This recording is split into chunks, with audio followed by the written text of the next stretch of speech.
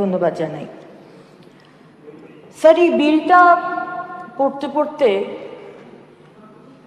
আমার ওই ছোটবেলার সুকুমার রায়ের হযবরলর কথা মনে পড়ে গেল। কেন মনে পড়লো স্যার আমি একটু বাদে আপনাকে বলবো,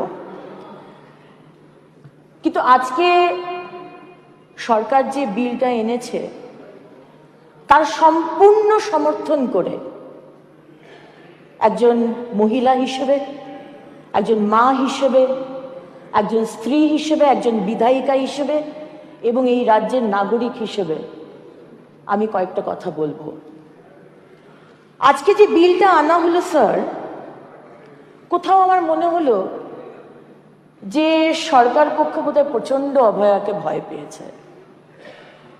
কেন বলি স্যার?